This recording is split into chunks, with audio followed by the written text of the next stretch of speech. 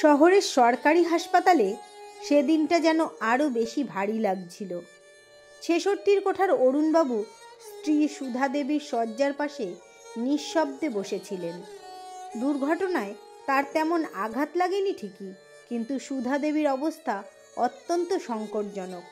Doctor জানিয়ে দিয়েছে operation জরুরি, সঙ্গে রক্তও লাগবে। এই অবস্থায় অরুণবাবু প্রথমে ফোন করলেন বড় ছেলে শুভদীপকে। বিদেশে চাকরির প্রস্তুতি নিয়ে ব্যস্ত ছেলে উত্তর দিল, বাবা এখন আসতে পারবো না, হাতে টাকাও কম, তুমি একটু ব্যবস্থা করে নাও, পরে দিয়ে দেব। মাঝের ছেলে সৌমিক, সে আবার ডাক্তার, তার কাছেও ফোন গেল। সে শ্বশুর বাড়িতে বিয়ের অনুষ্ঠানে রয়েছে। বাবা আজ আসা সম্ভব নয়, টাকার চিন্তা করো না, পাঠিয়ে দিচ্ছি। কিন্তু কোনো টাকা আর এলো না। দুজন ছেলের অবহেলায় অরুণবাবুর বুকের ভেতরটা যেন আরও ভারী হয়ে উঠল। স্ত্রীর হাতটা ধরে তিনি দীর্ঘশ্বাস ফেললেন। মনে পড়ে গেল পুরনো দিনের এত সব কথা। 3 ছেলে ও 1 মেয়েকে নিয়ে তাদের বড় সংসার। বড় ছেলে ইঞ্জিনিয়ার, মাঝের ছেলে ডাক্তার। এই দুজনকে নিয়ে তিনি কত গর্ব করতেন।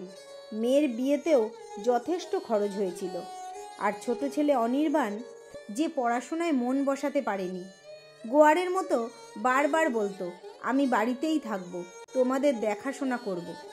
অরুণবাবুর চোখে সেটা ছিল আলস্য আর দায়িত্বহীনতা। তাই রাগের মাথায় তাকে প্রায়ই অপদার্থ বলে ডাকতেন।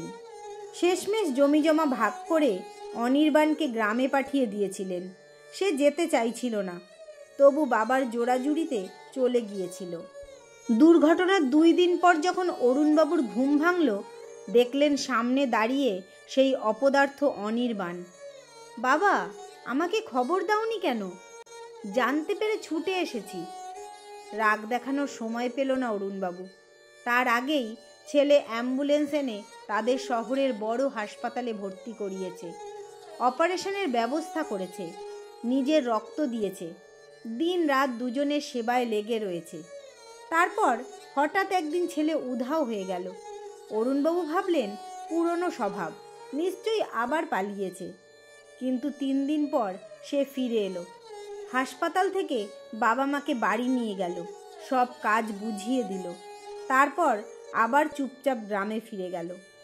কয়েক সপ্তাহ পর যখন সুধা দেবী পুরোপুরি সুস্থ, তখন একদিন অরুণবাবুর মনে হলো অনির্বাণের খোঁজ নেওয়া দরকার। দুজনে গিয়ে দেখলেন ছেলের ঘরে তালা। পাশের জমিতে কাজ করা লোক বলল, এই জমিগুলো এখন আমার। ওর মাকে বাঁচাতে ও নিজের সব জমি বেচে দিয়েছে। এখন শহরে গেছে কাজ খুঁজতে, শুধু এই ঘরটার চাবিটা রেখে গেছে। চাবি হাতে পেয়ে অরুণবাবুর বুক কেঁপে উঠল। ঘরের টেবিল থেকে পাওয়া খাম খুলতেই বেরিয়ে এলো হাসপাতালের 9 লাখ টাকার বিল।